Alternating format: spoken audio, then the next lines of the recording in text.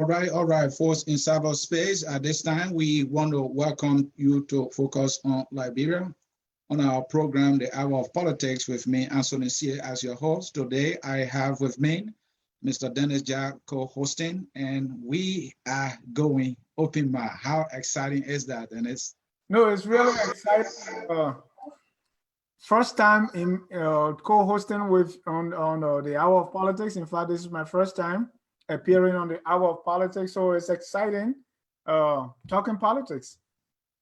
Oh, that is good. That's the man, Dennis Jack, the brain behind this network, and co-hosting with me today on this program, The Hour of Politics. If you have never heard Dennis Jack playing hardball, talking politics, this might be your only opportunity in 2019. So don't miss it. Share it with your friends and come, let us do it. Dennis, a lot has been going on in the homeland. And so we have decided to open the microphone for our people to be able to share or vent out whatever is on their chest. The reason is this is the last day of the year 2019. And so if you've been following politics and there's something you have always, but you've been trying to look for the opportunity to put out, the time is now, and no other better place to do it than on this program, The Hour of Politics on this network. What do you think? You are exactly correct. This is the last day of 2019 and we are going into 2020. And a lot, as you say, a lot has happened, not just in the political world, but all over the place. Things have been happening. And so what better opportunity it is to leave all behind in 2019 during this hour of politics. So since Liberians, most of us eat, sleep, and drink politics, it is befitting that we take this time to open the mic and talk all politics.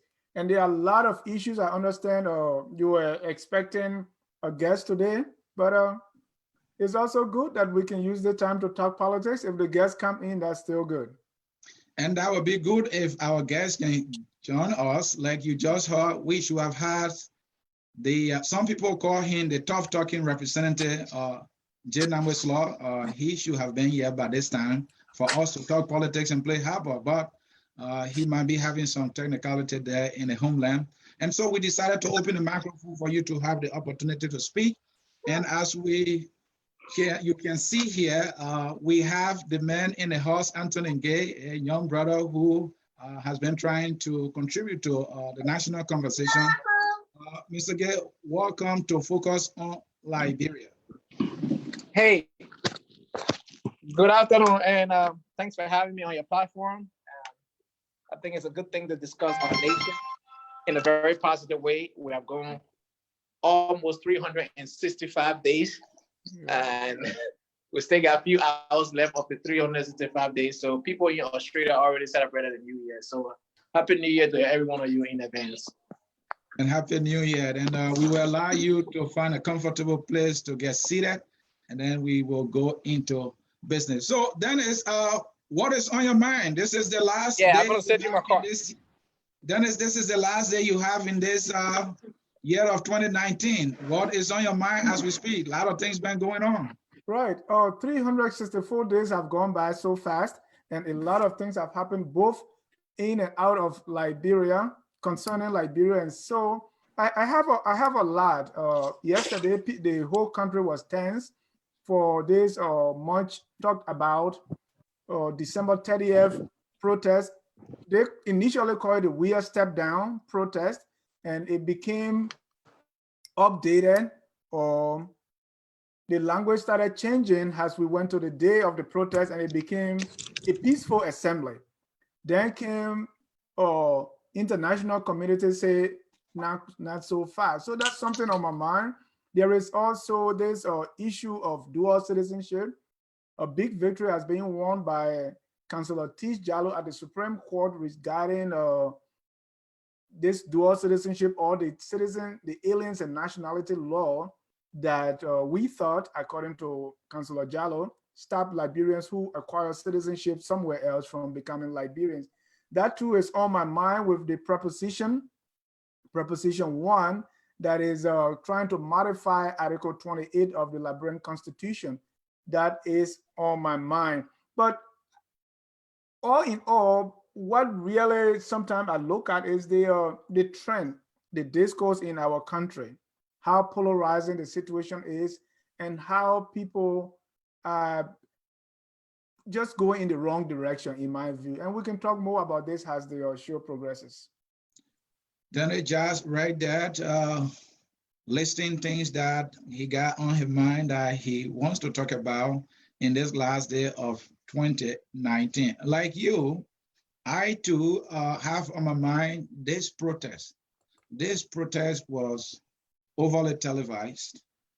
The hope all along had been that on that day, that fateful day, December 30th,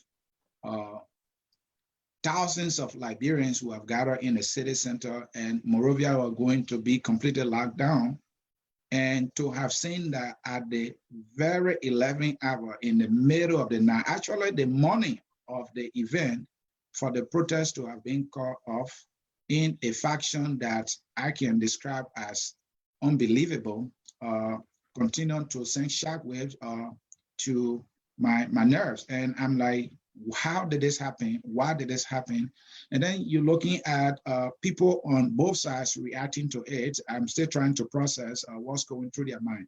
Those who did not want to see the protests at all, pro-government supporters, government surrogates, and even government officials, are happy, extremely happy that their fellow Liberians were denied, in my opinion, the opportunity to exercise their right as guaranteed under the Constitution to assemble peacefully.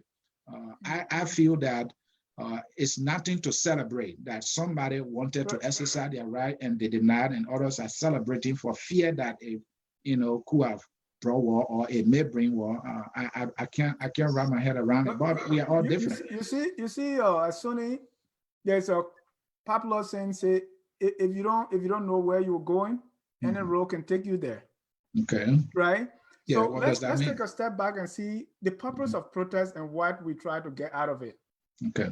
So if those things are clearly defined, and then you said you set your goal, okay, it's almost unlikely if your goals are set, clearly defined objectives set, and you know where you're going. It's very hard for someone to take you off track.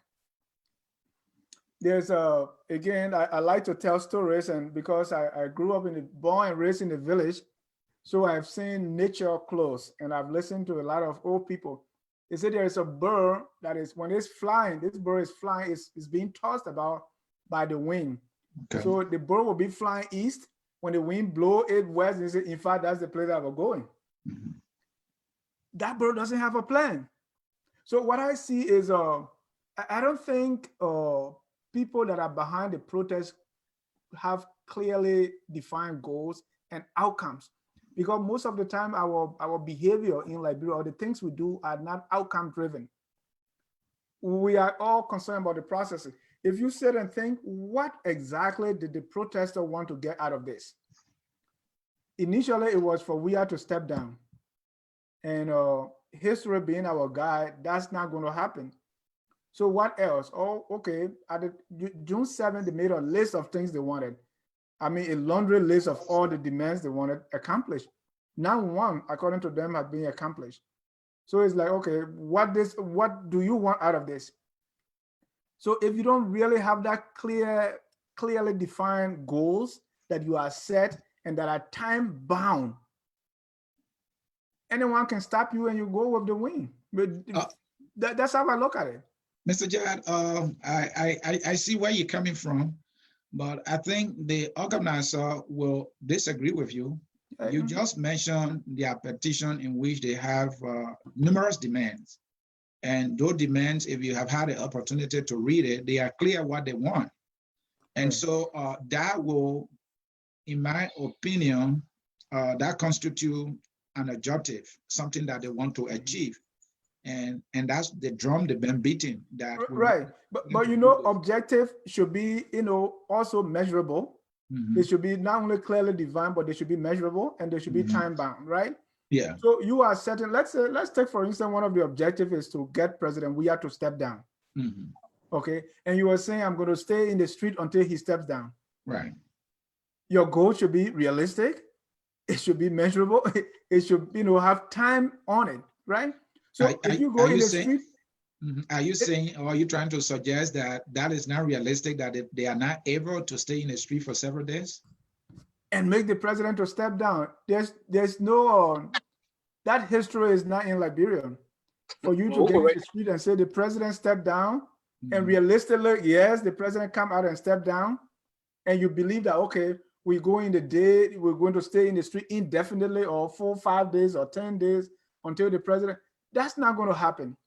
All right. So if your demand is unrealistic and you don't think that's achievable, you're looking for anything to grab on and make an excuse.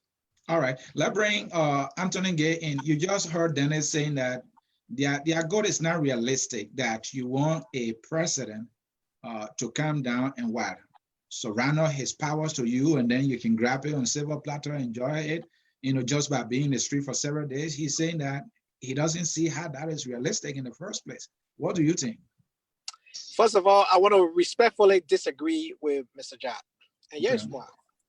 Let's start by what is protest, and then let's talk about how does protest coincide or relate to democracy. Protest itself is an element of democracy. Okay. We cannot have democracy in a book and don't, put it into practice. Democracy has to be substantial. It has to be something that we can obtain, that we all can benefit from. And exercising your constitutional right by protest, it is not against the Constitution. Now, although the Justice Minister got carried away to suggest that, however, the word protest, quote unquote, is not enshrined in the Constitution of Liberia. That's true. The word permit also is not written in the Constitution of Liberia anywhere. So are we going to go around? But the Constitution says any law or statute that is controversial of the Constitution supersedes that statute or recommendation or resolution, whatsoever it may be. The Constitution has peaceful assembly. The COP did absolutely the right thing yesterday. Why? Because Henry Costa, who is the chairman of the COP, has been accused as the aggressor, not as a guy who was seeking justice in this country for underprivileged citizens of the country. Henry Costa has been accused as the aggressor.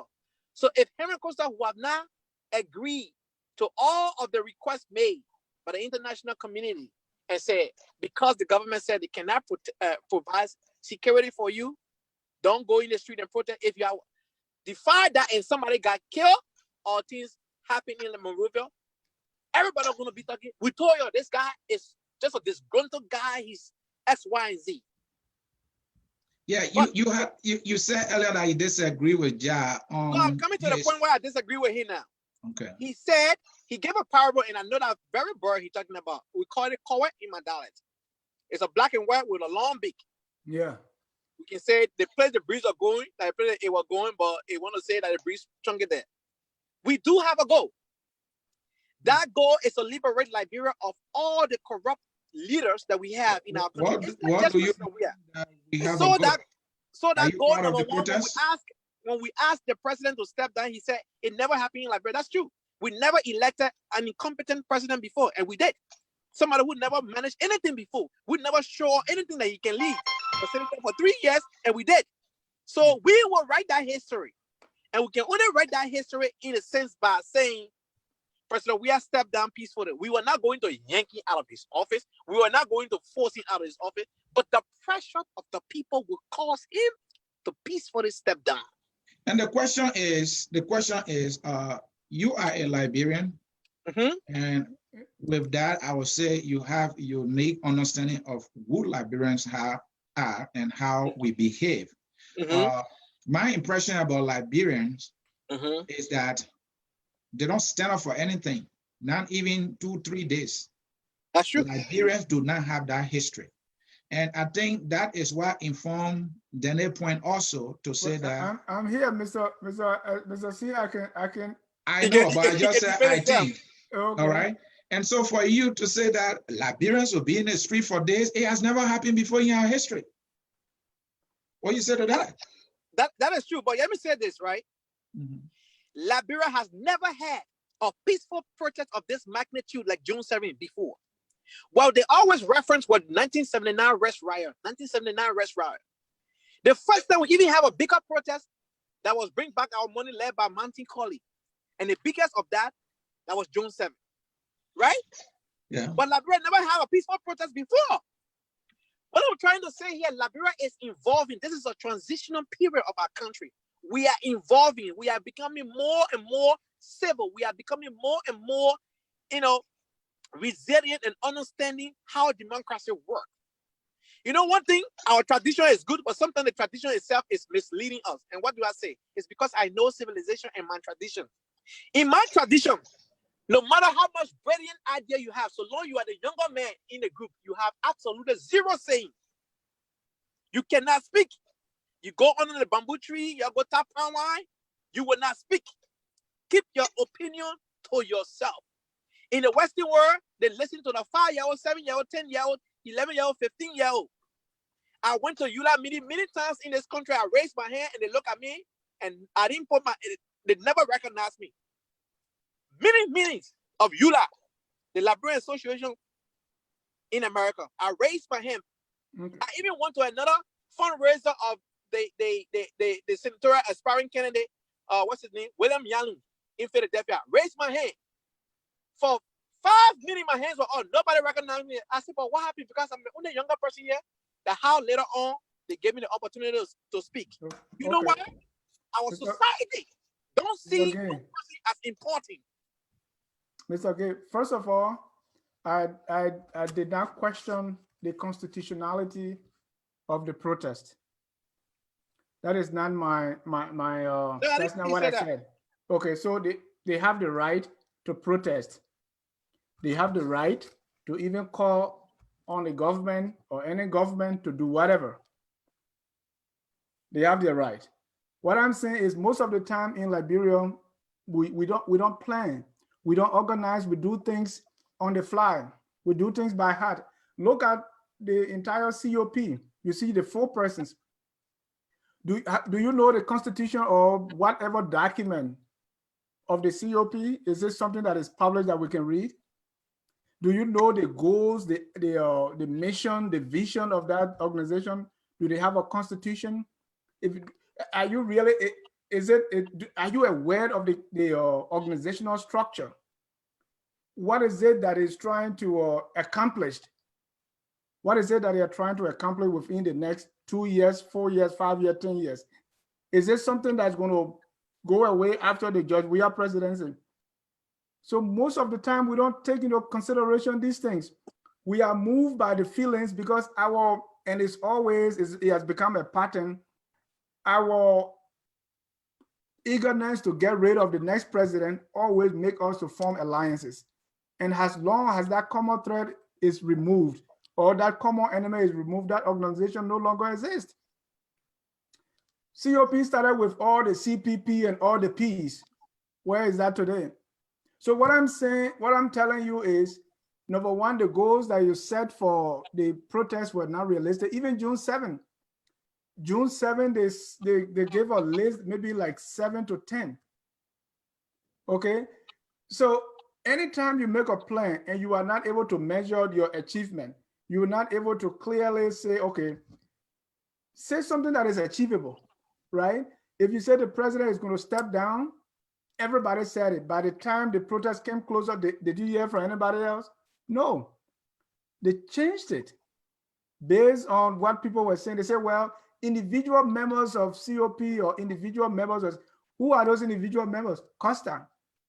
Henry Costa get on a radio, whatever he says become a written document of the COP.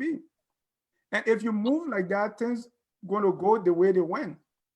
So they were going out to call for the president to step down, which they knew was not going to happen because of the different factors that are involved. if they were to set measurable goals, for instance, let me give you an example. There is a tough economic situation in the country. And if you are going out to call for your president to remedy the situation, things are tough, but we're not finding answers. The economy is continuing to go bad. And so we are going to petition or call on our government to do something about the situation. That's a very well-defined goal. You can achieve that. And you can put people in the street. But to me, what they were doing is they were making things up on the fly. And individual members of the group, they will say stuff and it becomes the position of the COP. So because they were all over the place, people were able to penetrate them and put them asunder. What I see happening is, because now this is the second or third time that they are, sometimes I call them the so-called international community, because all these countries are on their own by themselves. You don't really have a community, okay? So they only come to flex their muscles in Liberia because we still allow this babysitting to go on even after the war. So we just keep going on like that. And because this is the second or third time this has happened, what I foresee is they're going to be so embarrassed and they will go in the street anyway, either January 5 or January 6, and somebody out there going to just act stupid. That's what I foresee. Let me jump in here. Let me jump in here again. Yeah, I want to respond if you don't mind. If you can give me 45 seconds to respond. Okay, the opportunity. Again, folks, in cyberspace, this is focused on Liberia on our program, the Hour of Politics. Here with me as your host, Ansony Sieh. Then is co-hosting Open Mat. The phone line has been placed right there. You can call to participate. Before I come back to you, Anthony, Daniel was saying something. The COP now carries so much power. I say so because of the number of persons that they can put in the street. And so we need to start holding them accountable. And that accountability is what they are demanding from the government. I am a believer in accountability and transparency. So anybody who is honest about where we want to go as a country must applaud what they are doing. But do they really mean that? Or is it being driven by what they will benefit at the end of the day? Because this is pure politics. And in politics, I think Backup Matthew or somebody told us, politics interest. So if they are doing all of these things, and, to hold the government accountable, what is the ultimate goal and what is their personal interest? And so my point is that the fact that there is a possibility, maybe not now, that any of the individuals can hold political office in our land, we must start holding them accountable. Let me say this to you. The CDC was not held accountable when it was in opposition. No, they just came in the street, made noise and leave. And then they became the government of the day as we speak. And what is happening? They don't want people to hold them accountable. Even on protests, they who were protesting, they don't want for people to protest. Can you imagine the protest got cut off and these people are celebrating just like Jesus just came back on earth and just liberated everybody? These are people who were protesting. So I'm saying that, does the COP even have a website as we speak? This is the most powerful political institution that I would classify it in Liberia as we speak. Does it have a website?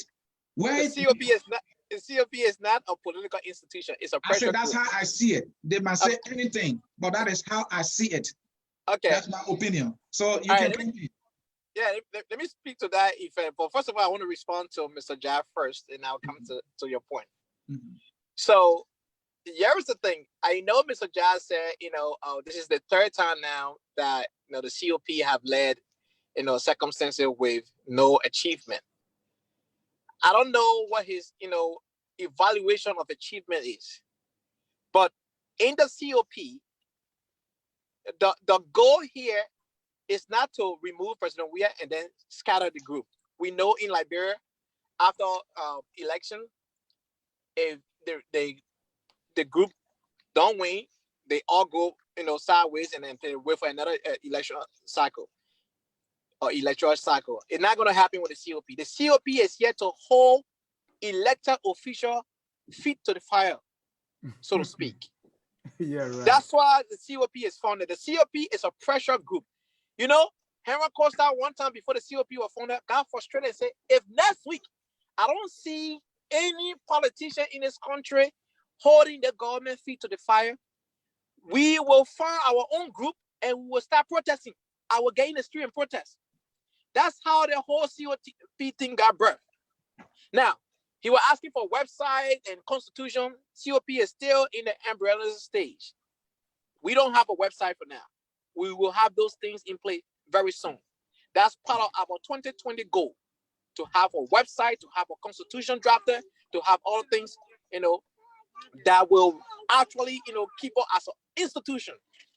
Currently, we don't have those things. I'm not going to come here and make news that does not exist. Okay. So you are a member of the COP?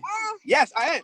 Okay. What is because it is the document that's supposed to bring you together. You don't want to, you don't want to form an organization before you start scrambling as to why the organization is formed in the first place. So what's the foundational document of the COP? What does it say? I just told you how COP was birthed. COP was birthed out of frustration. COP was birthed out of people who's supposed to fight for us not fighting for us. We got lawmakers who signing documents that is not helping us. For instance, INO did not gain any profits for the Liberian people when the spike of INO from $62 to $106 per metric ton that just happened this year. Liberia did not benefit or dime from it because there is a royalty on our INO concession deal. All right, we have lawmakers signing document that is not helping us. So, but all are those things written? Are those things written down? Those things, the one I just mentioned, I gave you an instance. Yeah, what I'm saying is, what really brought the COP together and what they hope to accomplish, is it written anywhere? Oh yes, it is written, but I'm just telling you how it started in the first place. We have lawmakers that are not representing the people. They were elected to represent the people. I get that, because that's how we come together. Because we come to so form I'm these just groups telling on you, the fly. Those documents now have been worked on right now, and COP will have a functional website. COP will have, written constitution and all the different things. And COP is here to stay. It's not for Judge Weah to leave and then COP is scattered. No, COP is to hold lawmaker feet to the fire, not just Judge Weah. 2020, our goal is to replace all United Party senators who are now working on behalf of the Liberian people. Guess what? The representatives and senators of United Party supersedes any political party in Liberia as we speak. But they vote alongside with CDC. So our goal is very strict. Our goal is to replace people who are not working in the interest of the Liberian people. But guys, like I said, Ansony, I think I will have to take a leave from yes, you can leave us. Thanks for your contribution. This is the Hour of Politics on the Network, focus on Liberia. I have your number. Anytime you want to talk some politics, come here, let's play hardball. Thank you. No problem, Mr. John. Thanks for having the discussion with me. Thank you. And Mr. Sieh, there are some comments on the thing that I want to read. One of them from Alexander Gapa.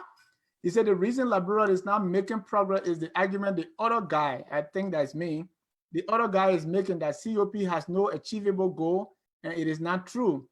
COP has goals, and COP is doing what the legislature has failed to do. And this is exactly my point, because I've been part of an association where we come together because there is a need, right? Mm-hmm. Sometimes there's one association that was formed because we went to, I believe it was a ULAC convention or something. And when people sat down and saw the need to form this association, because we were just in that spot.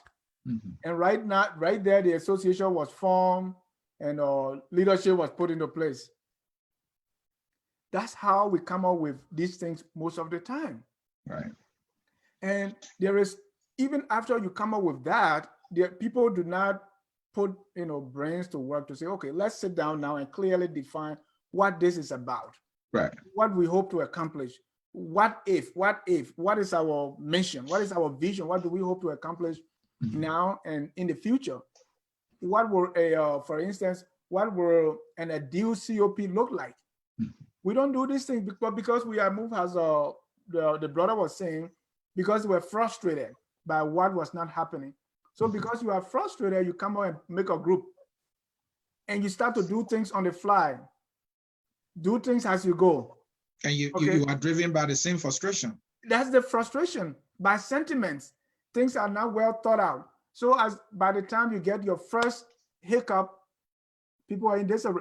Take for instance from June 7 to December 30. How long has that been?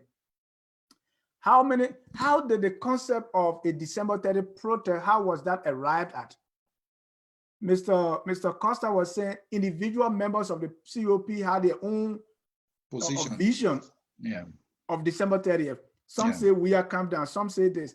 So if individual members, and those who call individual members are Henry Costa, who's the leader, Yeke Koluba, who's their militant or foot soldier, or they're very strong leader. Then you have Mr. I don't know if Mr. Dillon has said that too, but these are the people saying it. And you're telling me that people are just saying this? So if after the June 7th protest, they have come out to do, and in fact, after the June 7th protest, what happened? There was accusation, a counter accusation of money changing hands and all that. Money changing hands, and people broke away. And right there, they did not even do the homework to see, okay, let's do our deep briefing on what June 7th accomplished and what our next plan of action will be. Right there, the pronouncement was made about December 30th. And they were supposed to stay in the street until the president resigns. And another thing here is, Mr. Jai, if I may, they always raise money from their supporters, which is good. When you say you are for something, I believe that you need to support it financially. Correct. Without money in our world today, to get anything accomplished is kind of tough. So it was in their right to do so. And they raised their money publicly. So I would have also thought that after the June 7th protest, there would have been, a report. Maybe they did a public report to their supporters. Maybe they did, but I did not get to hear about that at all. So if they have not done that, I feel that's something they needed to do, because they appreciate accountability. And after the Fadiga brothers came out, they did. But it was not quite. It was like water, 200,000. This, anybody can write a piece of paper. Oh, okay. But those things, those things need to be backed up by receipts, bank statement and stuff like that.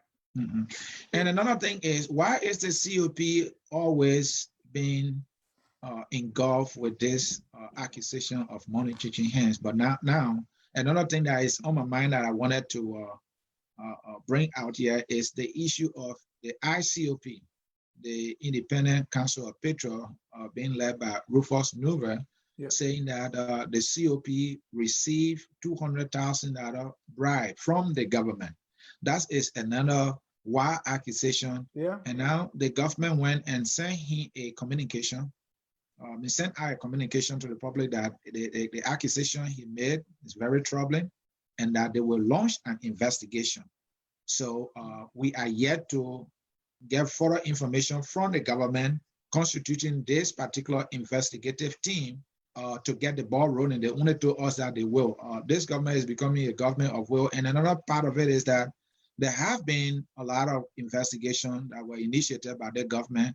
We never got final reports on most of them. What's your view? First of all, let's start with Mr. Newville.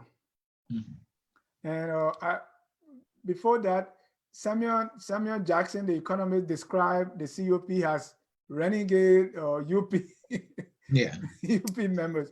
So, and Dr. Kula is asking me, Dennis Jai, why not help the COP to formulate guidelines and bylaws? I will come to that. Most of the time, and that's what we do in Liberia, people with the loudest mouth, they become our leaders by default. It is time we stop this default leadership. Let people sit down who has, think things through and come up with a plan, come up with exactly what you want. But if you have the loudest mouth, you can scream at the top of your lungs, you are heard, you become the leader. I mean, no government wants to be criticized, no government wants to be protested against, no government wants opposition. Okay, government will always want stooges, surrogates, and people that will sing praises and honor to them people like that will even offer their bodies to be burned as living sacrifices. Mhm. That's what they want. And within such an economic situation, those people are not in short supply. You could clearly see that Mr. Nuber is what we're saying. Liberia is hustling. He's taking advantage of a situation so as to create some opening for himself. Some people think he is a government pay agent. He doesn't even have to be paid. Yeah, this He guy can do launching, that. he talking Right, about counter-protesting. He can do that to romance the government. Okay, we see that all the time. Someone come up with a talk show and you say all the good things, and you dance and you do all that. When you are noticed, then you are called in to join. Another thing that has been on my mind, again, first of all, folks in cyberspace, if you want to participate, we have a phone number right there. Call so that you can have your say. This is the last day in 2019 and it's open mic. You can call in and participate. I was just about to talk about sycophancy. Yeah. Before you come to that, the reason the reason why I question all these people the way they come together, my whole goal is not to say, well, this person is doing the right thing or the wrong thing, but the way we approach things, we run after the symptoms of the issue. And we have never tried to solve the real issue that is affecting us. And that's why you have these people spring up. I mean, I was watching, I think the party with Major Koji and the CDC chairman. I mean, they are dancing and singing. I know Maleta will fue, Maleta will fue. I'm like, what is going on? What is the problem that people are trying to solve? What is it? We have not even identified the problem. And that's why we are going on and on doing all these things. Go ahead, Mr. Yeah, I don't want to, we'll come to the sycophancy point I wanted to make earlier, but let me, you want to see things done the way they should be, and you have followed the COP. What recommendation will you have for them? Myself too, I have a lot of questions for them. I believe that for them standing up for accountability, transparency, want to see people being held accountable is a good thing. So we need to hold them accountable. So what do you want to see them doing in terms of their leadership? You want them to broaden the tent and bring more people in, because from what we see, it's like just 4 men running the show. It boils down to the same hurry bus tracer, right? Okay. The group was put together on the fly because the whole idea of this protest was planned. And at the end of it, they felt, let's just have a group so that the group can have a name so that we can do this protest. That's all. It was not well thought out. Okay. These people were already operating on their individual party platform, and they even succeeded in coming together to form the CPP, the Coalition of Collaborating Political Parties. And they found that they couldn't hold. Okay, so because these political parties now, they've been in existence for some time, so these are some institutions that have some structure. So coming together, they must really put pen to paper and structure things the right way. But that's very, so it became difficult for them to do. So they became just like celebrity marriages. They don't last. So they started to wane. But then they needed an organization where one person can get up and say, today we are going to protest, and that becomes the final statement for that group. So they needed a new group, a kind of hurry, something you set up on the fly so that you could just go. And that's what the COP did. That's how COP was formed. And it looked like they started looking for leaders. And by default, Mr. Henry Costa became the leader. So I think if they really mean business, they should go back to their respective political parties and fight from that front. If they want to collaborate under the CPP, they should do that. That would be a test of their leadership. I'm And from a talking church back. I'm from a church background. Yeah. Most of the time, because no two pastors want to stay in the same church, so they will always break away to form their own church, right? So it's the same thing, because maybe Henry Costa wants to be a leader, or these people, they're going to clash when they come together. Is okay, if we come together now, who's going to be the presidential candidate? So they needed to form something called COP, so that they could just take decision on the fly without being accountable. And that's we see that. All right, folks in cyberspace, this is Focus on Liberia. We are having an open mic today. We on the protest, and let's leave it there, on the protest issue. Let's come to this thing that have been on my mind. Sycophancy in Liberia. It's like a new culture. Some time ago now, I think a few days ago, you wrote a post on Facebook that caught my attention, talking about courtesan, how political institutions in Liberia now behave like courts. And, and all they do is stick to their institution, sing praises, and they don't even want to listen to the other side. They don't want to open their mind to other ideas. And as a result, the country is further divided. And I think sycophancy is what is driving that. What I'm going to get from this person, from this institution. And so because of that, I will sing all the praises, even if things are not looking right. It troubles me a lot. And I think it's a dangerous thing for our country. Yeah, it's troubling, but it's not unique to Liberians alone. Except that because of some prevailing circumstances, these things are amplified. But sycophancy, bootlicking, these things are done everywhere. I mean, look at what the President Trump will call a cabinet meeting and just allow people to praise him. I saw a very funny post, because everything is the best, right? I saw a funny post where somebody wrote that President Trump said he did more for Christians, even more than Jesus. Wow. I know that. I don't believe that, but that's the extent, that sometimes he say those things and people try to take advantage of some of his utterances. But you have people promoting that. You have people who rich people that they don't need money, but they still want to be loyal and they will do anything. And so the same thing in Liberia. I think our major issue is the economics of it, because things are so hard, things are bad, and we have formed this culture of one orator, I think it was Professor Tapper, he said the triple G the triple G syndrome: get, grab, and go. So because of this get, grab, and go, you want to do anything, because the first law of nature, man, you want to survive, and people want to survive, so they will do anything. What is troubling for me is how we that think that we are educated or we have little more experience, how we sometimes fall into the same thing.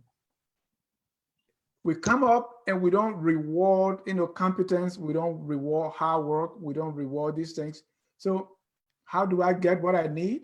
Because everybody else is not rewarding people because of the good thing that they are doing.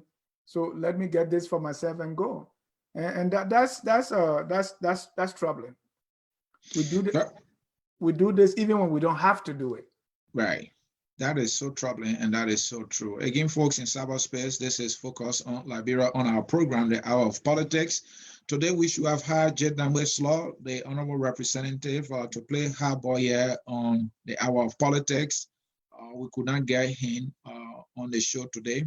And so we have decided to open the microphone for you so that you can call in and express yourself on the things that are on your chest that have been troubling you in 2019. This is the last day. You don't want to miss this opportunity. We have a phone number there. Just call and you'll be given an opportunity to speak. Mr. Jah, let us talk about another thing. The government of Liberia has been in power now for 2 years. And the challenge of this government has been the economy. Many people are saying it is because the government does not have competent people. Others are saying it's because the economy was bad in the first place before they could even take over. And that is why responsible for the economy continuing to deteriorate. So it is kind of hard to pinpoint who or what is responsible for what our people are going through today. But the most important thing here is that how do we get out of here? The how is the thing that people want to see from their government. And it seems that it's not coming soon, or it's not coming fast enough, and people are hurting. I don't know how you feel about this. People are hurting indeed. But you were talking about sycophancy, so I wanted to read something that I wrote in 2008. Do that. About sycophancy. Do that. And if somebody can see that on the screen, you will see that it's called the sycophants prayer. Yeah. You know, so most of the time in Liberia, we sycophants prayer. So it goes like this. Our Father or Mother in power, hallowed be thy name and your intentions. Although corruption is all around you, you are not part of it. Everyone around you is corrupt except you. Weed them out, purge the country of all evil. Wash the government as white as snow. Punish the corrupt guys by dismissals and reshuffles. Although you are above being corrupted, people may not realize and think all governments are no good. Our faith is in you alone. You are our hope and stay. All others, including your inner cycles, are crooks and rogues. Only you are holy, only you are God. The courts are for nothing, lawmakers and enforcers, zilch. Pressure groups are dead and self-efficacy paralyzed. All power belongs to you. Only you are God. This was written 2008, and President Sieh was in power. So I've tried to paint a picture of how people were, excusing the president because we always praise sync. Yeah. So that, I call that the sycophants prayer. And that prayer goes on even today. Now, talking about the economy in Liberia, things are really bad. And how we feel that is the number of scratch cards we buy every day, the credit we put on people's cards, people that never asked us before because they were working and making money. Now they are asking the pressure, and people pay cards and they are not making it. They're just not making it. But this thing started long ago. I think the problem the current government is facing now is because this government is not able to articulate more than previous government, but all other governments have been this way, except that President Weah is not able to come up and maybe kind of explain and appeal to emotions. Like when things were tough, when during the time of President Taylor, nobody was taking pay, and sometimes he come up and say, and the man is a smooth talker, right? So he come up and say, go sweating, but you don't know. And the people laugh about that because they heard from their president. Right. When things were rough, I think one time they were protesting, the army people, the ex or army officers, their wives, yeah, they were protesting because they never got paid, they never got their pension. And the president went there and said, I know what you want, that is Christmas you want. She made fun of it and the people laughed, oh man. So we have been kicking the can down the road for so long. We have been putting band-aid on these issues for so long. We have not had our own Liberian corporations. We have not built financial institutions. We have not built roads to connect the place, right? People sometimes say, oh, Liberia was good this time. Even ancient Egypt, you can still dig and find the throne of the pharaoh, the pyramid, you can find them. If Liberia was so good, how come just 14-year war decimated everything and all the roads are closed? You think if there was a 4-lane highway from Cape Mount to Cape Palmers, even if bush growth, you think it will still not be there? It will be there. These things will be there. If you run a highway and then you run all your cables and electronic wires and water pipes along that highway from Cape Mount to Cape Palmers, and we use that through Maryland and connect to Ivory Coast, through Sierra Leone, through Cape Mount, we connect to Sierra Leone, through Lofa and Guinea, we connect to Guinea with paved roads. These things will still be there. But the foundations were not laid. The country, survived for a long time on patronage. He say, who know you? So these things continue, okay? Every government after government, like President Tabar's government, sometimes they will argue and say, oh, they were qualified, but it was still, the nepotism was at its peak. When President Salif got there, I mean, she got her children and everybody in there.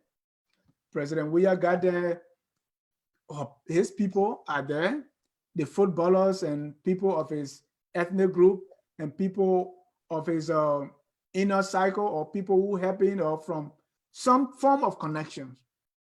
They're there. Same thing continue, except that President Weah is not able to explain to them, say, well, even though I have this person, this is why, and this is what I can do.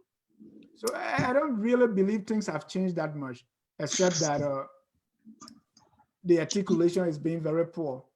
Yeah, I mean, I agree with you. Things have not changed that much, and we don't even have an idea when things going to change because we can only hope, and God knows when. With the current state of the economy, things are getting bad. I can just imagine when will they ever start to get better? And then even if we should have a new administration after this administration, where would they start from when things are not improving? So we have a long way to go. But let me bring this to your attention. There are a lot of things that the president has said, especially when he appeared in his radio interview. And one of the things that caught my attention that he said, well, there are jobs. It's just that everybody want to work in the government. And he got me shaking my head, said, Mr. President, where are the jobs? The last time I heard Firestone was laying people off. The last time I heard about San Darby, either they were leaving or so. And so when you say that there are jobs in the country, it's just except that people want to work in government. I don't want to believe that. I don't know where the president got that from. Do you think that is true? No, it's not true. That is not true. You know, and I already told you about the articulation. Mm-hmm. He's not able to say what he really wants to say, but the jobs are not there. And here, when government is even building a road, that should create jobs. Sometimes you hear that the president is building, estates or is building the road, but I don't know, maybe we should have our journalists and also the economists and financial people to be able to track the number of jobs these kind of endeavors have created. I don't think we're doing that. And how well we're able to train our population to make them skilled in certain areas that we think that we need help. For instance, we always try to send people abroad, send them abroad. But I was in Guinea as part of my refugee life, and you see kids in the street that are working. I mean, kids not like they are underage to work, but this construction work and all other things that they do. So when the president said that there are jobs, I don't want to be quick to say, he's not telling the truth, but he should be able to point to that. At the end of the month, let's have an institution that come up with the job numbers and see our unemployment rate and see, how many jobs were created this year.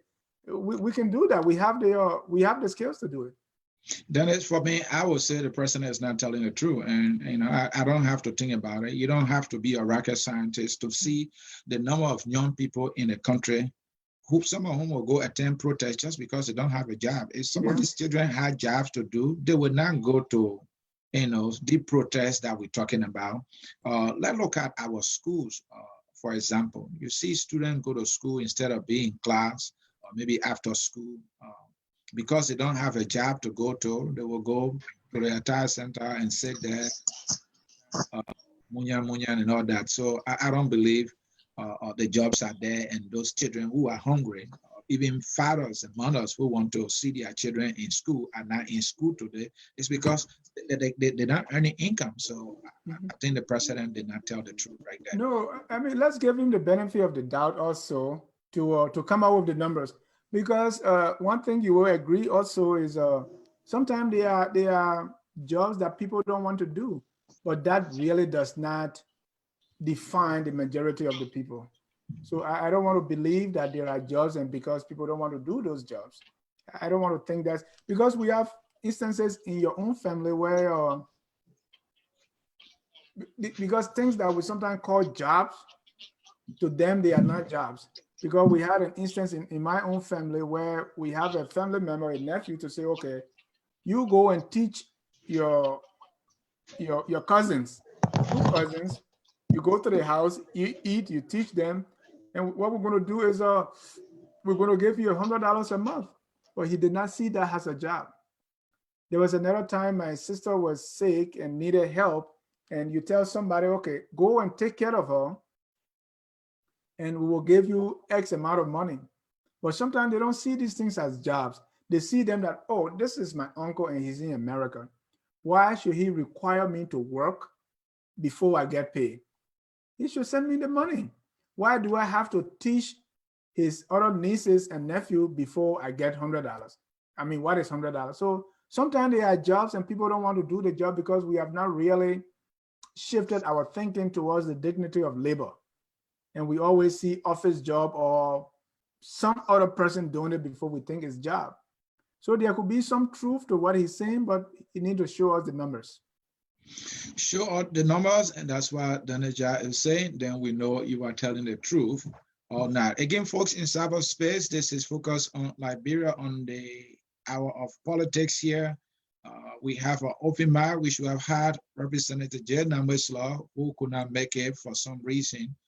And so we open the microphone for you. As you are aware, today is the last day in 2019.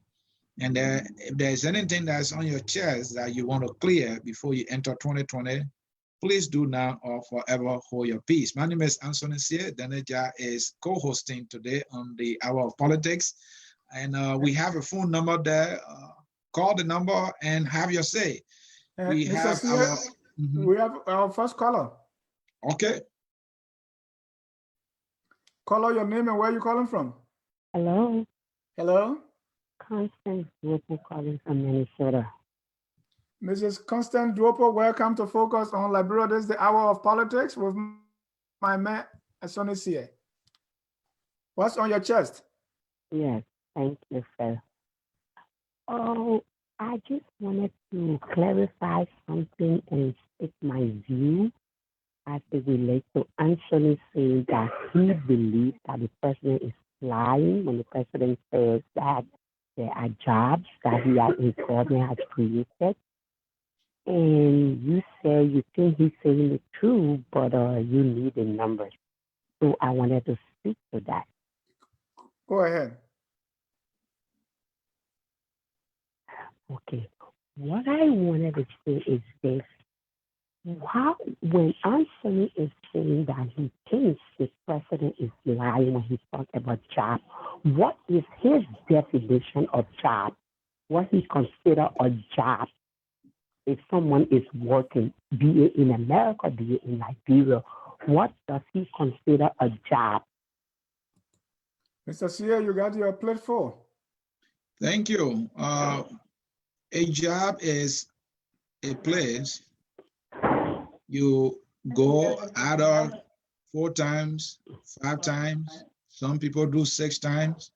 Some people do 7 times in a week, where you perform a piece of job and then you are paid at the end of a particular period.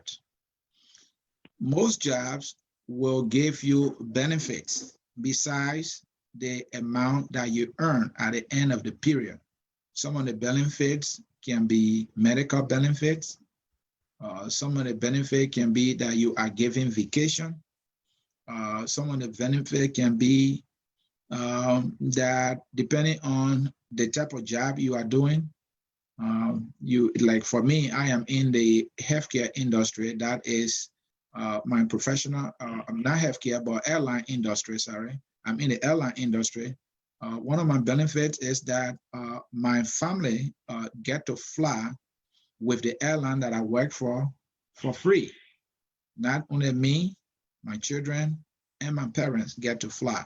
And I also have the opportunity to make some friends to fly on something we call guest pass. That is also my benefit. Another benefit is that the company that I work for share profit with me at the end of every calendar year. Another benefit is what we call 401k. I contribute certain amount, the company contribute certain amount to it. I earn that too. That's a benefit. So that's what I see to be a job, and the working conditions too. Those are the things you look at to say, okay, this is a good job. But in the case of Liberia, and most jobs are given by complaints, by corporations, and in Liberia, I don't know how many complaints that we have that are providing job opportunity for young people. So I don't think there are jobs in Liberia, the jobs that I know, I don't think those jobs are there, because I see many people going from here and there trying to, obtain a job, and they can't get one. I know friends who have left in Liberia 10 years ago. Some of them have not worked. I have a brother who just joined me a year ago now. He stayed in Liberia for 11 years, and throughout that 11 years, he tried to find a job in Liberia. He did not get one until today he's here. He got here in the US in the first 3 months. He was working. He owns a car now. I'm not comparing Liberia with America, but the point I'm making is there are no jobs in Liberia, and that is a fact. Mm-hmm. Okay, thank you. Oh, thank you very much for your clarification, but here is what I want to say. Your comparison is quite right for the West, but are you hearing me? Yeah. I'm hearing you. Go ahead. You are clear. Your comparison is quite right for the West, but what I want you to understand is that in Liberia, you have a population, you have a system that did not prepare the young people, be it educational-wise, technical-wise, they did not prepare the young people. So you have people that are giving away contracts, and people need laborers to do the work. So what will you say if someone who is in charge of a construction company hire maybe 50 boys that they pay at the end of every month? Wouldn't you see that as a job because they are doing something constructive and they are able to put food on the table for the family because they do not have healthcare benefits? Even in this America, there are companies that do not have benefits. If you went through a staffing agency, you do not have benefits. Yeah, I agree. So there are jobs in Liberia, but you have to quantify your statement and say maybe there are jobs, but those jobs do not have this and this. But you can't say they are not jobs. If I hire someone in America, in Liberia, and say I'm going to pay you $100 or $150 a month for you to get a piece of job for me, get it done for me, that's a job. That's a job that I created for that person. I might not have all the benefits for them, but that's a job. Ms. Dopo, So when we are speaking on this thing, we understand other people have their view about the government. When you should speak, let us try to acknowledge the system that is in place. This government did not create that system. We met this system. So changing or saying ill things about the person doesn't help in any way. We need to fix our system. The issue is the system, not the president. Yeah, there are jobs. There might not be many jobs to satisfy the entire population, but at least there are some jobs that have been created with the road construction project. Mrs. Dopo, thank you. You are partially right, but what is the measurement? What do we have anything to show to say yes, there are jobs, or we are making the assumption that because there are some construction companies, so there are jobs available? No. Here is what we need to do, Mr. Jah. Yeah. I am not in Liberia, but I know there are systems in place for people to say if I receive the amount of money to undertake a project, I hire this number of person. If we need those information, that's what we need to put out there and request that we need information. If this government created job, then we will be able to bring that data to the public. But to just say because you don't have it available now, you also need to understand, Mr. Jada, here information is free. But in Liberia, the way we handle information, I don't know when last you were in Liberia, public records are something that people do not have access to easily. But Right. again, we are moving from one, generation to another. So in order to get there, it will take everybody effort to say public record needs to be public record. But because it's not public that we live in the US, doesn't, mean that it is not happening. Right. No, I see where you're coming from, but the burdens of proof rests on the president. If he's coming up to say the jobs are available, he need to show us something. Just saying it's not enough. You agree with me? Yes, I do.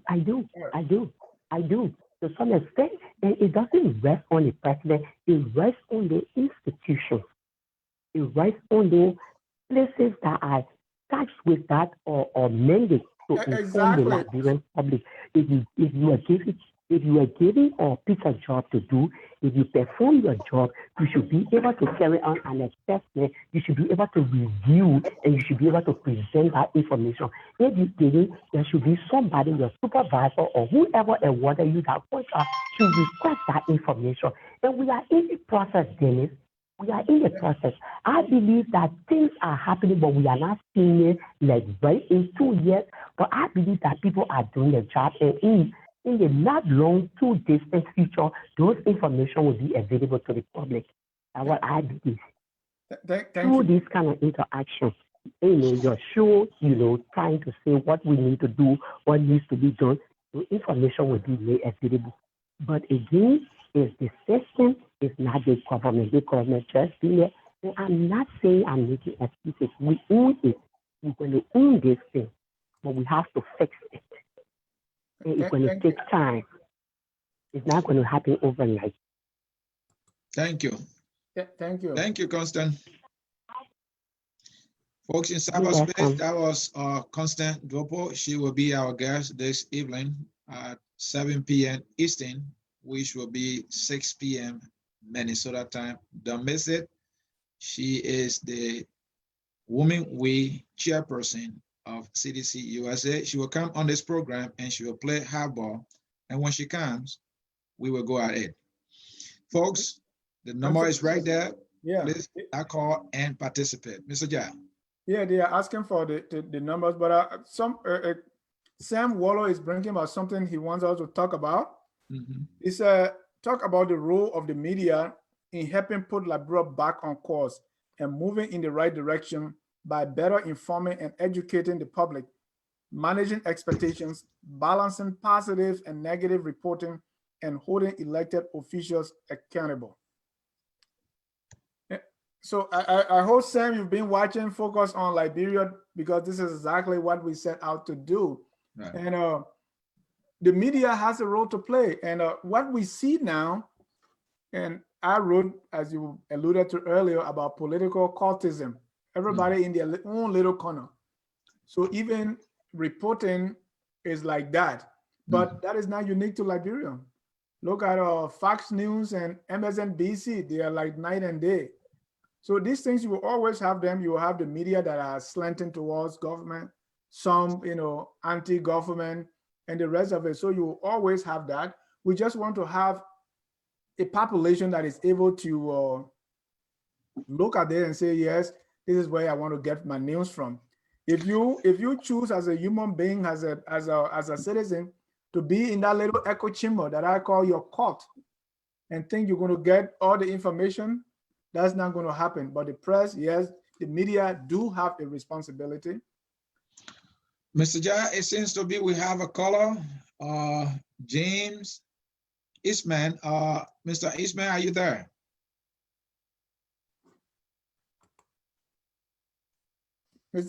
Call out your name and where you calling from. Oh, okay. Good job. So, Yeah. Jimmy, is that you? Hello? Hello, your name and where you calling from? Wilson Kepler calling from Connecticut. Hey, Mr. President, welcome to Focus on Liberia. Thank you, Brother Dennis. Ja. And we are glad to have you. Merry Christmas and Happy New Year. The same to you. All right, today we are having open mic, and I'm sure you are aware that this is the last day of 2019. There might be some political issues that you may have on your chest and you want to leave them in 2019. Please do not take them to 2020. What that may be. Well, there are lots of stuff we have on our chest. When we, in regards to our country, I was just listening to you and Mrs. Duopu talk about the job opportunity in Liberia and all that. What we have to realize is nowhere in our history that our country has been able to effectively employ not even 25% of our young people. Never in the history of our country. We have always, government has always been the highest employer in the country. The reason is simple because we have never invested or encouraged the private sector to even expand beyond our capital. And so we have 15 counties, and everything is basically done in Monrovia. And so most of our young people, even outside Monrovia, they live probably on farming or on family assistance and all that. So moving forward in our country, places with concession companies or extract industry and all that, instead of them just taking our resources out of the country, they should be able to build factories to turn those raw material into finished product. That way you will be employing people to work in those factories that will be helping the economy to grow, because now we're exporting finished product. I'm talking about, for instance, rubber companies in Liberia, Firestone, and Satellite Rubber Corporation, and German Chem, and all the different places who be making rubber product and who sell to the outside world. That way you'll be employing more young people to go into the manufacturing industry. And we're talking about job security. You understand? People coming from high school will be able to work and save money to go to university, or work and go to university at the same time. But our society has been the place where people leaving university, the idea is to go into government and get a job, because the private sector is not as large. The private sector is not for the job. Very few companies that employ less than 25 people. Mostly owned by foreigners, like the Lebanese people in the Bataan area there and stuff.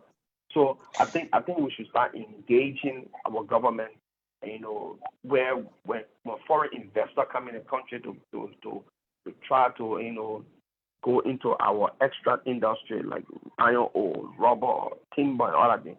Instead of just telling them instead of they telling us that they want to take our natural resources out of the country, as raw as it is, we can negotiate with them and tell them, say, you know what, look, we can you either take 50% or leave 50% here to be manufacturer. You understand?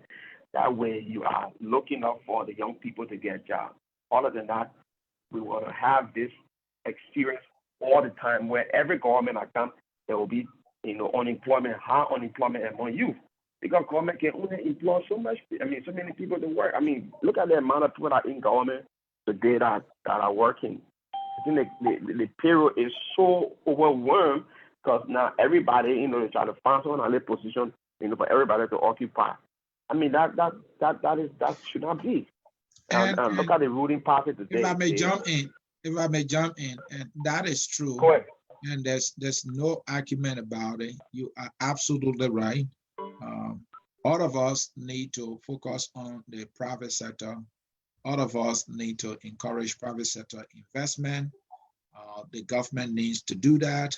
we as individual citizens also need to do that so as to broaden economic opportunities in our country. No debate about that. The point that I raised was the president in his interview said there are jobs in the country except that everybody wants to work in government. And this is something I don't want to believe, or I don't believe at all. I believe that there are no jobs. So I thought that's why you wanted to talk about, do you think the president is right that there are job opportunities in the country and people don't want to take those jobs, but to take the ones in government? I agree. Yes, it is true. It is true to an extent. The job may not be as 100% way up there, like in a 5,000, 600,000 available job. No, but there are jobs in Liberia. The problem here is a lot of people do not have the information to. They do not have the technical know-how. Take, for example, when Noka entered Liberia, and, because we were not as let me say skilled into oil in the oil industry and all that kind of stuff. They have to bring people from outside to work in that industry. The Nigerians, Ghanaians, they were paying them, like, as I learned, $25,000 and all that kind of money. Liberians were not even qualified to hold position. There's a job in Liberia now looking for people that will work in the technology industry, where like data processing and all that kind of stuff. We don't have the people that got to bring people from India and other places to work. It was just the last time somebody was telling me, so there are a lot of stuff in Liberia that they have to import people from outside to come and work in Liberia, whereas Liberia should be doing those jobs. And it is true. So, and the problem is not with this. Yes. What is responsible for that? Your line just broke. I didn't get the question, please. So I said, what is responsible for what you have just explained? What is responsible is our past, the years that passed. I can put it to the presidency and all of the different government and stuff. I think I will put one to our civil war that caused the country to go backward, especially in terms of human development, because prior to our civil war, we were having a lot of people going into different areas. For the first time in Liberia, my cousin came, and my first time hearing that other career in Liberia, landscape engineering. She had a degree, and she was the only landscape engineer in Liberia. Landscape engineer. Those are stuff that, and when she went to Liberia, they even sent her back to do her master's, and now she went back to Liberia. She was taking care of the landscape in. I come in at the. Yes, yeah, I just want to bring something to your attention. We have another caller on the line who's coming in. But here is the thing. What are the things available in Liberia now? Let's say, do we have people to work? Are the job created for those things for which people have skill? Take, for instance, the whole city of Monrovia is engulfed in trash. Are you saying there are nobody trained to sweep? Is that why the city is covered with trash? Are there no people? Well, we can look at it from two aspects, right? That's just one example. Yeah, okay. But we can look at it from two aspects. There only be one, because as the government has a responsibility to clean the citizen too has a responsibility to making sure that the city is clean. I cannot go as a government sweep Broad Street up this morning, clean everything up in the morning. By 12 o'clock or 1 o'clock, we come out, the whole place filthy. We got drum on the streets, and we see it in our own community. We live in this United States. I've seen it in they call it a ghetto community or whatever, or in a hood. The people will put drums all along the street. People will stand on the side, drink alcohol, and throw the bottle around the street. Throw plastic bag on the street, throw papers around the street, and forget to even look at where the garbage can is to put in the garbage. The same thing happening in Liberia. They forget that they have stuff, or they're too lazy to take those papers that they eat from and throw it in the garbage can and put it around the street. So, it is the responsibility of both people. The city corporation has a system where they put garbage on the street. The thing about it, they should be effective in taking those garbage from there. I heard that they're even trying to do the zooming where we'll go to people's houses to pick up trash. Mr. Kettle, just hold it right there. Let me bring in another caller. Don't go yet. We can come back to you, but let me bring in this caller who's been waiting for some time now. Okay. Caller, yeah, I'm here. Hello, good morning. Hello, good morning, Dennis Ansony. This is Mr. King here. How you doing? Mr. King, it's morning in California, but it's not morning on the other side here. Well, it's afternoon here, actually, so thanks for reminding me. Okay. So what I wanted to do was just address a few things that I've been hearing as far as the city responsibility and jobs and everything like that with our city. One of the things that I want to chime in on is that if you look at historically for us Liberians, at least maybe the past 10 years, is that, we always want investors to come in and we want investors to play on our terms, as if the investor doesn't have the option to go to other places. We don't, as Liberians, we don't contribute. We don't put money into our economy in terms of from some of these high-level businesses, meaning there isn't anything where we can come together and say, okay, we are going to be this big mining company, put money together, and we're going to run this mining company. So you cannot expect a company like Siemens Darby or ArcelorMittal, when they come in, you cannot expect them to do some of the things that we as citizens, we ought to be doing. Their job is to come in there and extract and do what they're supposed to do and move on. We don't like to take risks as Liberians, but we want to reap the full reward, and it just doesn't work. Another thing is that I think we have to make known is that companies that come in that want to use our land, we like to have them pay for our land, pay for the land. So that company is doing a lot of risk. If I come in, I already got money in the hole. I'm paying for the land and everything. What happens if my business doesn't materialize? So I'm at a loss.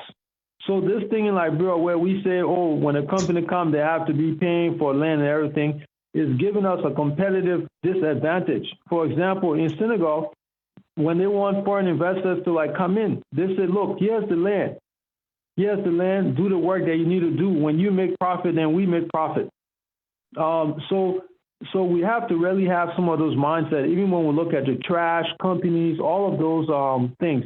If we want outside companies to come in, we want to have a stake in it, because when we have a stake in it, then guess what? When something happens, we know we have something to lose. Right. But if we're not willing to take that extra step, the companies that come in, foreign companies, they're going to take all the necessary steps to limit their risk. We talk about garbage. The last thing, garbage. I think the brother is right. We as Liberians, we need to exercise some kind of stewardship and leadership in keeping our city clean. But something you have to understand, even in the U.S., in Los Angeles, downtown area and everything like that, they have those same trash bins, but they also have people that work that all day, 24/7, or business hours, they go around cleaning up, picking up trash, cleaning up, picking up trash. Because even here in the U.S., people would see the trash can, they would throw the trash can, they throw the trash to the side. So that is a global thing, but eventually you begin to curb the behavior, but we need to have some of those things in place. Thank you. Yeah, thank you, Will, and that's exactly what I was saying.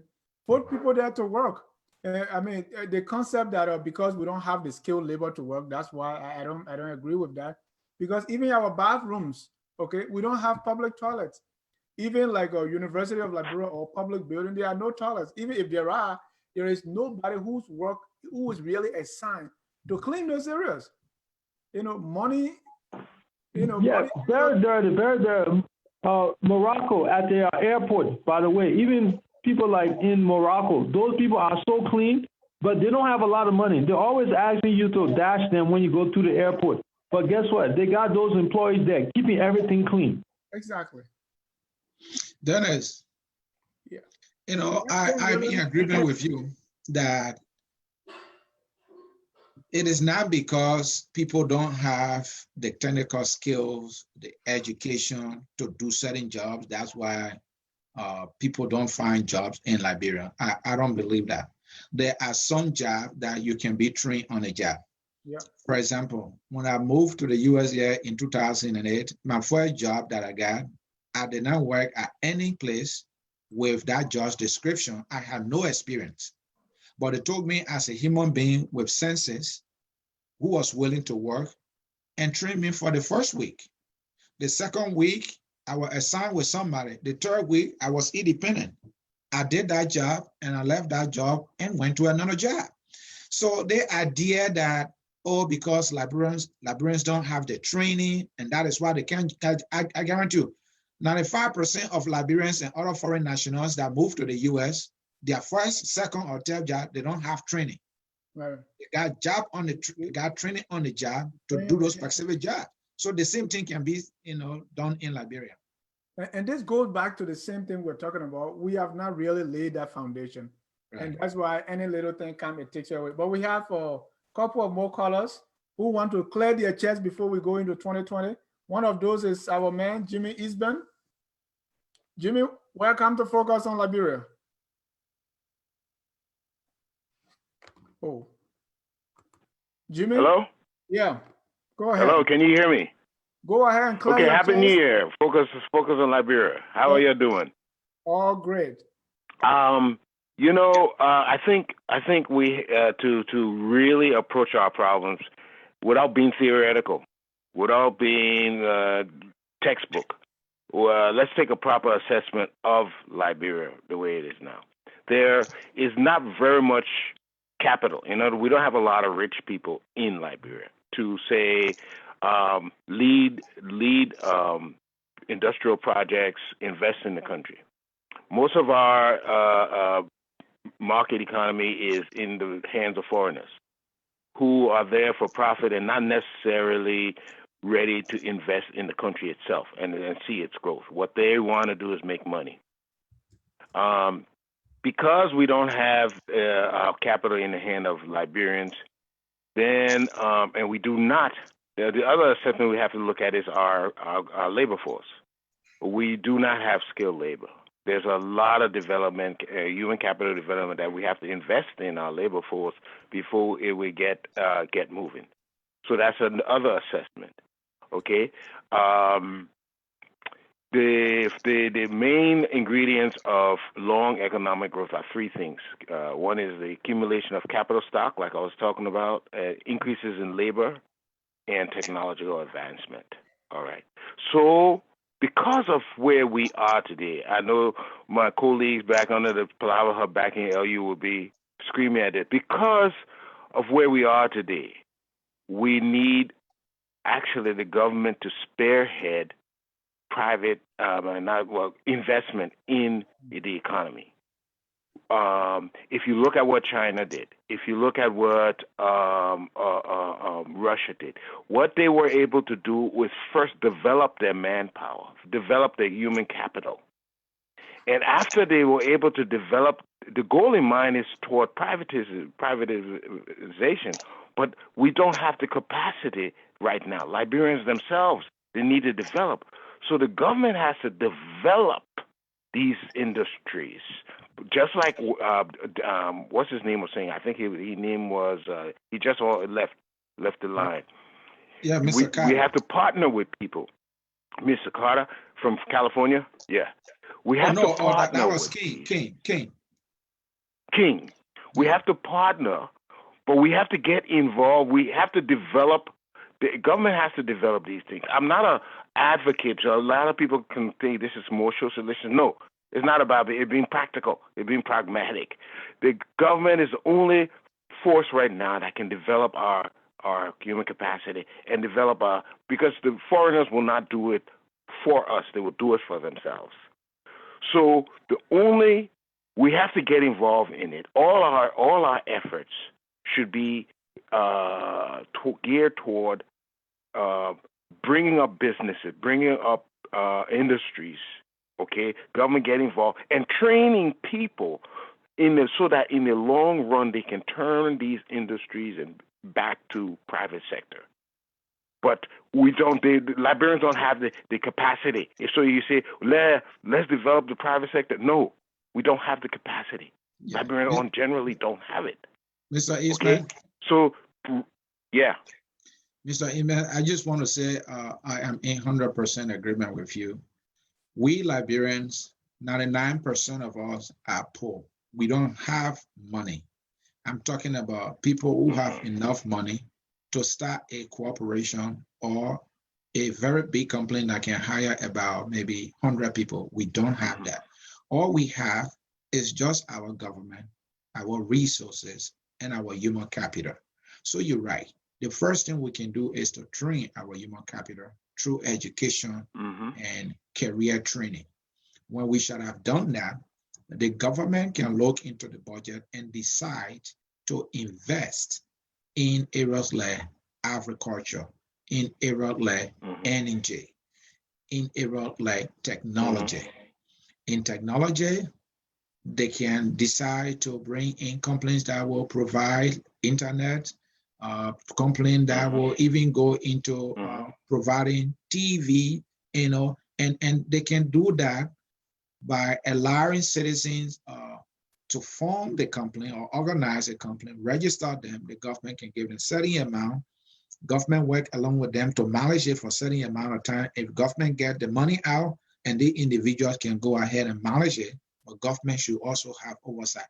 In the long run, people will be able to get independent, and then we will be able to grow our economy. As it stands now, you are spot on. The government need to start it because the government is the only thing we have as a country to get the economy going. Let's look at the area of agriculture that we all agree is an opportunity. Can the government make an investment in maybe these counties and maybe talk about county corporations and farm people who will be in charge of those kind of investment? Can the government also design a policy for people who are into the logging area that you cannot take the log out of here that raw, that you have to turn it into some form of finished product before you can take it out of here? Can we say for people who are into rubber business, companies that are into rubber business, if they are foreign companies, for example, in the case of Firestone, what is wrong with Liberia telling Firestone, hey, you're not taking any of the rubber out of this country until it is turned into a finished product. By doing so, you will create employment opportunity. And a president can pour a foot down and say, okay, let's do it this way. From this year to that year, we'll do 50% will be turned to finished product, 50% can be taken out of the country as raw material. Following that, 100% must be turned into finished product. We can do that. The same can be said about companies that said that be that into the palm oil, industry, and so on and so on. That's how we create all of the economic opportunities, for our people. As it stands, you are right. So let me just direct you to another issue. This is open mic, by the way. And the issue I want to bring to your attention is that Rufus Nover of the ICOP made a wild accusation that our government bribed the COP and that the COP received 200,000 United States dollars. Are you tempted to believe such a wild accusation? Okay, very good. This has been circulating on the internet for some time now. Yeah, the government confirmed it. I don't know about the source. Yeah, the government confirmed the accusation. There are audio, video, not audio, but video to him saying that. And the government sent out a press release to that effect that the accusation that is made against the government is troubling, and the government said it will constitute an investigation into the matter. So I want you to speak to that. Well, let's look at it at face value. Okay, how would you distribute this kind of money? One thing about Liberia, you don't buy news or you don't buy information; they give it to you free. Right. If that is true, he would have had to. They would have had to given this because they are not one individual that composes the Council of Patriots. There are several individuals, and definitely within that circle, something would have leaked by now to say that yes, the government truly did give this amount. Okay, and secondly, because the government is coming out so strongly, against such an allegation, I also believe I find it. I thought they would have been silent on the issue, but because they have come out so vehemently that they would not even entertain such an idea, I'm tending to believe that this is not true. Okay, I do believe that there, as usual, rumors circulate, but I wouldn't. The veracity of this information, I would not tend to believe it, simply because it's impractical, and by now, it would have been leaked through the same Council of Patriots. By now, we will have heard about it. How can such a group of how many more people receive money, and then by now we don't know that they have received money? You can do that behind the closed doors individually, but with such a group, I don't think that is likely or possible. Okay, but I do believe. Go ahead. I was just about to say, the statement that was released by the government, in that statement, the government is also asking for his cooperation for him to prove his claim, if possible, in a court of competent jurisdiction. He said he did respond to that release that the government sent out by saying that he's willing to cooperate, but that the government should do few things. He said the government should trace the phone records of leaders of the COP, Costa Moali, Yeke Kaluba, and Daros DeLong. They should trace their phone number, or they should check their phone logs during the night of December 30th. They will see some information, and they should check their bank accounts, even including a Costa bank account. He mentioned Delaware. They should check that. And they should also check their bank accounts between June 7th and December 30th. According to him, the government will be able to gather the facts about his accusation. Listening to that, I thought the burden of proof should be on him, the accuser, and now it's like he asking the government to do his job. What you say to that? Exactly. He's the accuser. The burden of proof is on him. If a person is assumed innocent until proven guilty, that is our legal system. Right. But you know that Mr. Newell was part of the Council of Patriots, right? I do know. Yes. He's defected. Yeah. Yes. So there's a lot into that. He can't simply point to say, look at the phone records. No.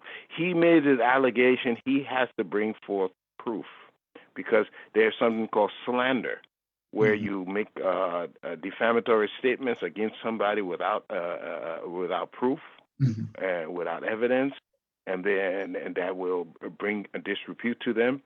Then you can be held liable.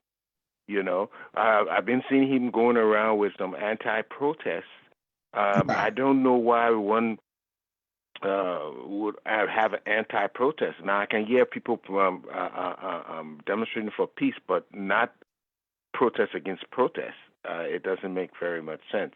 And does that make him? Sorry, does that make him to come across to you as a troublemaker? If anything, I see a little confusion on his end. And I don't know what his motive is after defecting from the same group. I think there may be some vindictiveness and some desire to seek attention and to seek a recognition of some kind. And this is what it looks like to me, someone desperately trying to seek recognition. Until he can come out with proof substantiating his claims, then this is an attention seeker, which a lot of people we know on social media tend to do by making these derogatory, sometimes vulgar remarks. This is what attracts people. Some of them make outrageous claims and invent lies that will blow up the internet just to bring attention and fame to themselves, if you want to call it that. So that's what it looks like here. We look like somebody who's attention seeking. That's how it looks to me. Yeah, let's look at the other aspect from the government angle. Our government has become so popular now when it comes to initiating investigations into matters of accusations of wrongdoing, which is something I think is commendable. When something comes up that doesn't smell good, it must be investigated for us to get to the bottom of it, because we need accountability in the country. The government has initiated a lot of investigations in the past, and most of them, the findings are not that clear. An example would be the global witness investigation. I believe was the first the president has instructed. Another example is the issue of the AFL money, something the president I think he more like said he was going to handle that matter or pay AFL. We don't know where that is right now. And the $25 million report was sent to the LACC. And when the last time we heard from Mossadegh, he said after this LACC released a report, probably there will be recommendation for criminal prosecution. And it's been months now, we haven't heard anything. Now, there is a serious accusation against the government, and the government was very swift to say, look, this is a serious accusation, it's troubling. We will look into this. Do you trust the government on this one, that they will be as swift as they sound? Very good. That's a good question, and this is why in a democracy we have three branches of government, because they serve to check and balance each other. Okay, so now we have the executive announcing that they're going to launch this invest. I honestly believe there should be legislative oversight of these investigations, just for the sake of transparency. Our legislature are they're the overseer of our government and what they do. If there are some issues like that that are national issues that would tend to take away credibility from our government, the legislature needs to step in and have oversight over this thing. Look at and examine the reports and give their opinion. They have committees. That's why they have set up committees in the legislature to see financial committees, legal or justice committees, the various committees for dealing with these sort of issues. And if at where it is now, for the sake of transparency and for the sake of the legitimacy of the government, and that is to show the outside world that we are indeed checking on each other, so make sure keeping each other honest. The government, the legislature should definitely have some oversight in these things. That will help assure transparency. And unfortunately, I haven't seen them involved in this sort of thing. This is what I would like to see. Let me bring your attention to the legislature. I'm glad that you brought them up in this conversation. There have been a number of reports about wrongdoing by the president. One example is the issue of the president saying that his friend has given him the private jet to boost the morale, and looking at the code of ethics in which is said one cannot take an item or any gift value more than $200. And if you look into, I believe it's Article 64 of our Constitution, that said, when one takes bribe, that is a crime that is impeachable under our laws. First of all, do you agree that what the president did, by his own acknowledgement that he was giving a jet value millions of dollars, which is more than the $200 the Code of Ethics law talk about as a crime or bribery being committed by the president? And if that is so, do you think the legislature we have today, does that branch of government have balls enough to initiate an impeachment proceeding, or at least to talk about an impeachment inquiry? Good question. Again, let's establish, the first thing has to happen, establish there was some wrongdoing. Whether it will escalate to a crime is to be investigated. But the first thing is to do is to establish wrongdoing. Again, and I'm quite surprised why this hasn't been put to bed yet, because the first thing to examine is, okay, you've got this airplane. Let's examine the facts. That's what that's what the legislature is there for. Let's look at the Constitution. Let's look at the means by which you got this plane, and let's evaluate whether it is inappropriate or indeed can be considered something that is a violation of the Constitution. Because there's some things that are inappropriate, but not necessarily violations. Some things are unethical, only because you want to maintain your credibility and your sovereignty, but it doesn't necessarily violate the Constitution. So that is, again, a legal matter that has to be established by professional legalese, people versed in legalese, who can examine this. And we have people like that. Just the other day, we were talking to the, what's his name, Arthur Johnson. He's a very, very well educated lawyer, and he would have been able to. We have very educated lawyers. Why hasn't these things been legally identified and discussed? So we have a conclusion of it, okay? And of course, if it is, then the Supreme Court or the courts will also have their decision to make on the matter. We have these things in place, but why are they not working? Why are they not functioning? This thing should have been put to bed a long time ago. Yeah, I don't know why it's. Mr. Eastman, I didn't mean to cut you up there. You sound like so intellectual on an issue, or in my opinion, that is very clear, and this is what I say so.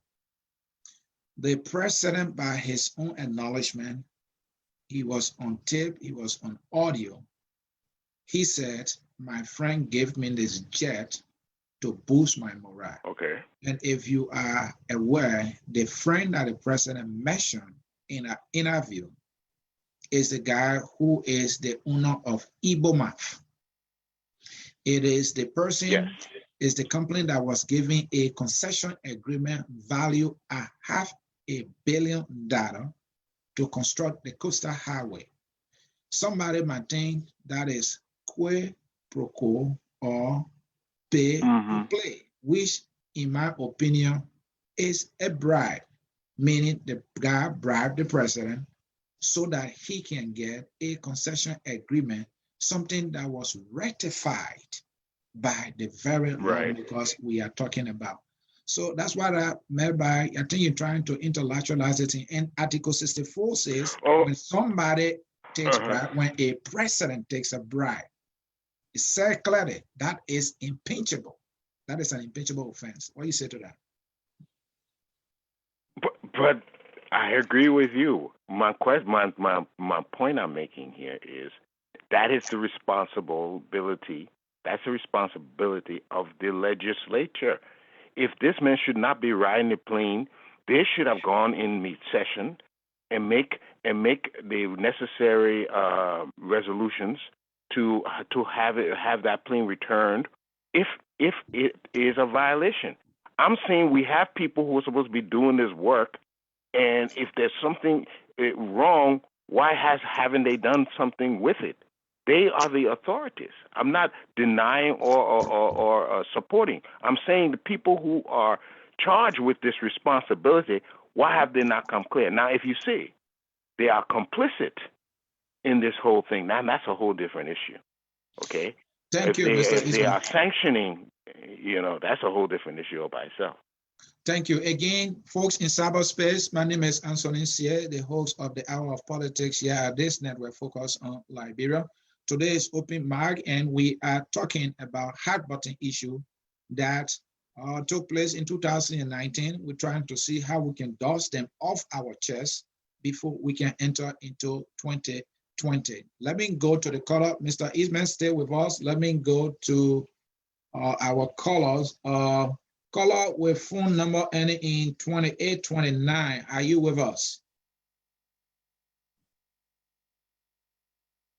All right, that caller may not be dead. Mr. Eastman, let me come to you, but this time on another issue. I'm not sure if this is wrong, but it's one of the things that made news in this 2019. The issue of the first lady being elected. Mr. Eastman, are you with us still? Yes, Okay, I'm still good. here. Okay, good. Yeah, I was just talking about the issue of our first lady, the president's wife, being allotted now millions in our budget. Maybe you've been around or been paying attention more than I have. What's your feeling about the whole thing? Some people say that is wrong. The first lady should not have been in our budget. What's your whole take on this? Okay, practically speaking, this is good. Okay, what is a budget? Okay, and a lot of people, I think, let's go conceptually what the budget. A budget is how we plan to spend this money, how we plan to spend money. Whatever area, a minister has his budget, everybody submits how much money they want to spend, where they plan to spend on the various projects and all of that. You add it all up, and that's the national budget. Now, there was the past administration had no first man like this one has a first lady. Even a first lady requires a budget. She requires spending money because she has to represent the country as a first lady. So indeed, because of that, she is entitled to a budget, entitled to money to spend. So that is normal to perform the duties of a first lady all around the world. They give these people certain amount of budget expenditure to carry on the functions of that position. She has a bona fide position as a first lady, and definitely her office should have a budget. That's normal. Okay, if you agree with that, if you like you said, that is normal. I don't want to argue about that. I have not done more research on it. Like I said, I brought it up because that is one of the issues that has been making news in 2019. Then let's come to the amount being given, comparing that to other institutions in the government. In the recast budget, she was allotted $500,000, $500,000. That same amount in the recast budget, which was for 3 months, by the way, was allotted to JFK, the nation premium #1 healthcare institution. And so people are saying, oh, how is this fair when JFK that caters to, millions of people, if we can put it that way, can get the same amount as just the office of the first lady? Because the first lady, what they do is usually more like humanitarian, touching people here and there. And some people think that right. that was not done properly. That was not fair to the Liberian people. What's your opinion on that? I love that question. I absolutely love that question. One of the things you identify in before the budget is what your priorities are: healthcare, education, road building, agriculture, human capital. You identify what your priorities are, and you identify how much, given your forecasted revenue, how much you can afford to spend in these different areas. There is no way that I see the budget of a first lady and the budget of the JFK, which is the leading hospital and institution in the country, being the same. Okay? However, again, the budget is not simply a thing that the government can do individually. It has to be submitted to the legislature and approved. The legislature should have examined this budget and determined, say, wait a minute, how can these things be on par? And recommend that these things be changed. We have to have our branches in government functioning properly. And this has been the problem. If nobody has priority over knowledge in this world. If the government said, well, we want to spend this one on the hospital and this one on, the government is left with the legislature to say, no, this, we don't see this the right way to do it. Y'all go back and change that. Change that so the hospital, in fact, let's reflect. Why do you need this money? Then you go to line by line item and see the justification for these sums. And then certain things you may say, no, we'll have to delete this because we need to buy medicine for the sick people. We have to delete this, no, because we have to keep the generator running. And then you tell them this is how we look at it, and you should go and revise it. That's their function. So why are these things going by the people we elected and paying them huge sums of money to oversee our economy and our government? Why are we paying them if they're not doing this thing? Thank you, Mr. Eastman. Final question, and then we'll draw down the curtains here. We appreciate you joining us here. We look forward to reaching out to you to come and participate in one of our debate Fridays here, and we can get a guest. We can get another panelist for you so that we can discuss this. Yeah, I focus on Liberia. We elevate, we educate, we promote all things Liberia. We believe in civil and responsible conversation on the issues.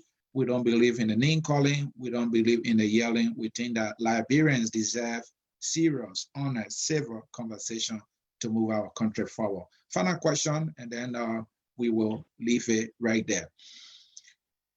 The Minister of Finance is the head of the economic management team. You agree with me, in my opinion, our economy is in trouble. During the radio interview, the president said his economic management team is doing a good job. I don't know what is good job when what the president described as good job is not being felt by the people, except that they feel that things are getting bad and they are hurting. So do you agree with the president that the economic management team is doing a good job? If so, what is there to prove? Okay, I think that is a fair question also. Now, let me look at it from let's take it from a family. Sometimes you got a family, but you're hardly earning any money, and you give your wife maybe $20, or let's say $50 for the whole month food money. Your whole month, and you have about two children, maybe three, and you only give her $50 for that whole month. But somehow that woman is able to manage that $50. Every day she got food on the table for everybody. So you would tell your wife, say, I don't know how you manage, but you do well to manage it, because what? For the little of you have, you were able to at least put food on the table. Now, our economy is in dire needs for many, many things. Maybe number one, the tax base is too low. We're not getting enough taxes. That's a common problem in Africa. We found out that taxes make up a very low percentage of the GDP. We need to increase our tax base. We're not seeing our GDP going up. In other words, how much production in the country are we producing more? Do we private sector? How much is it contributing? Our mining sector, how much? We are not making enough revenue. We are in fact, I asked a direct question to the very finance minister the other day that are we having a contracting economy? In other words, are we getting less now than we were before? Yes. So those are the bad things. But when you address talking about management may also, he may be referring to the fact that as bad things are, somehow we're still meeting payments. Salary, right now we talk about salary payments being in arrears. We're talking about balance of payment, debt payment. That is a very serious issue, because as soon as you begin to default on your debt payment, they will not consider you creditworthy. So you have to pay debts, you have to pay salaries, you have to invest in human development, education, health, all of these things, and you're not getting any money, and you're not getting any revenue. That is very challenging. So when he made that reference, he may not be making a reference that with the little we're getting, somehow you're managing it. And that's why he looked at that. Everyone definitely knows we need to expand our economy. And much more has to be done to expand the economy. All right? And if something is not done soon, we'll have more, and this is how jobs will be created, by expanding the economy. This is how various institutions will be able to develop, by expanding the economy. So unless that is happening, we will continue to see challenges and difficulties. Now, as a finance minister, is he particularly responsible for developing the economy as a whole? Is this solely his responsibility in expanding the economy? That is what we have to look at. Is he the one responsible? Think about it. Is it the central bank responsible, or is it the legislature? Who is responsible for growing the economy? Okay, so if he is responsible, yeah. But if it's several groups and branches are responsible, then all of us have to own this issue and change it and turn it around. So who is responsible for growing the economy? Because that is the central key part. That's the real problem we're having, a shrinking economy. All right, Mr. Eastman, again, thank you. We enjoy you joining us here at Focus on Liberia. Please do the often. Come our guests also. I want a short answer on this one. With all of the challenges, looking at the performance of the government, what grade will you leave us with as a grade for the government for the year 2019? An A? That's great. Now, like everything else, just like you were when you were in school, you had several subjects. Right. Okay, maybe 5, 6. It depends on the school. Yeah, go ahead. Each subject, you get a grade. You get a grade for each subject.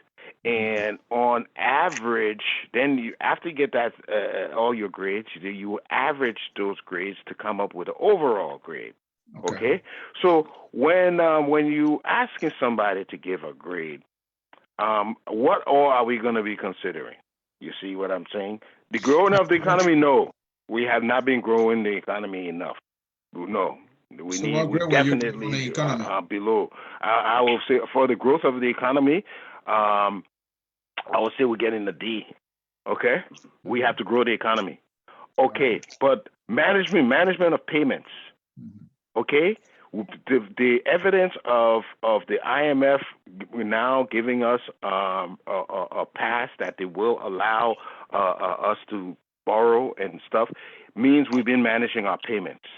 So that would definitely be an A or B, because that is important in running a government. If you don't pay, if you don't keep your credit, your debt to revenue ratio low, you're not going to be creditworthy. So that is hold on there, Mr. Eastman.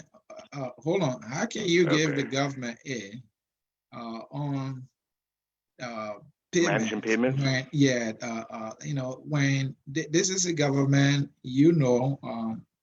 that because of the way it governs the country, Liberia has been dragged from the governing council of the International Maritime Fund. Is that why it is? From the maritime program, we've been dragged. And also the Leti Liberia was dragged also because of some poor management there and many other areas. So how can you give the government aid?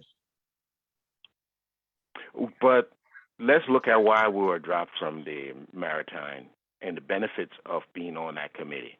Okay, what are the benefits? We have one of the largest commercial fleets. Those people just fly our flags. Being on the committee, maybe we have a stake in it, but I believe there was a quota or something we're supposed to meet, and we're not meeting. I had to give an average grade. Like I was saying, there's certain things you can't take care of. You have a limited amount of money. Something got to give. Either you pay the countries that you owe, or you stay as a board member of this maritime thing and pay them. You have to decide with the limited resources you have. When you strap for cash, you have to say, well, should I pay my rent, or should I buy food, or should I pay my car note? It's the same questions of finance. The financial branch of the government has to answer.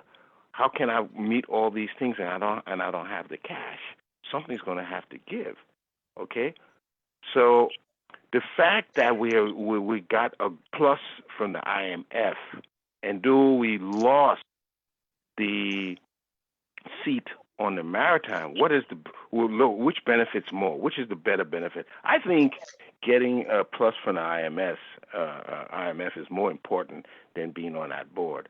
So if they had to make some payments and neglect the payment to the maritime just to get that plus from the IMF, I think that's a decent decision.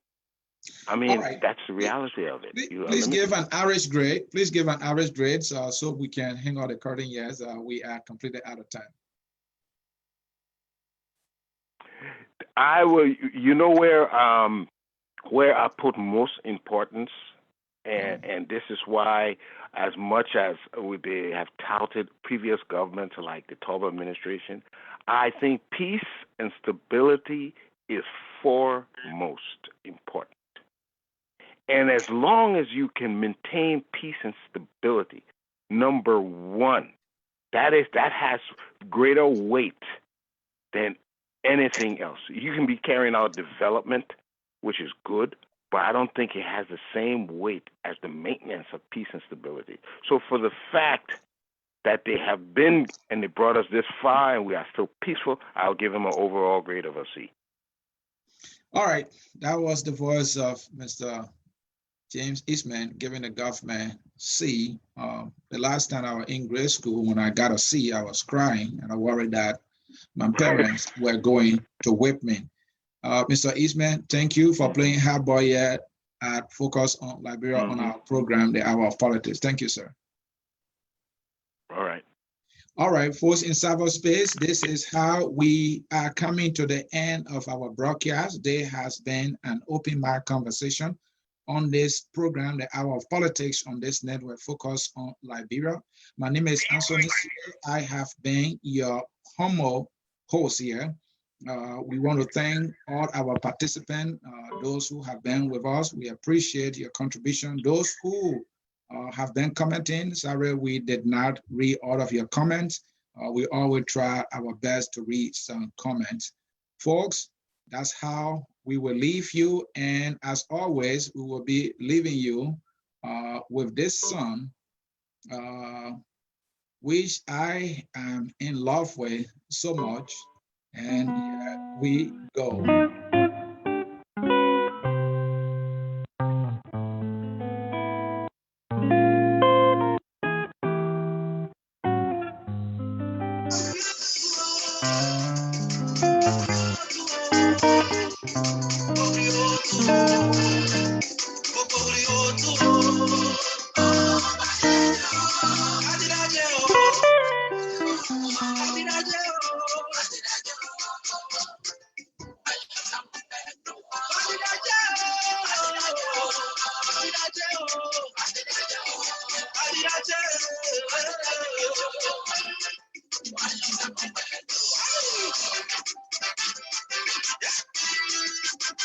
And folks in cyberspace, as always, I'm Ansony, Sieh, your man, on this program, The Hour of Politics, and on this network, Focus on Liberia. And this is how we will conclude our broadcast. the last broadcast in the year 2019. We are grateful to you that you share this day with us. As we go into 2020, we will continue the ball rolling into more politics. But this evening at 7 p.m. Eastern, watch out for another broadcast. Thank you and bye-bye for now.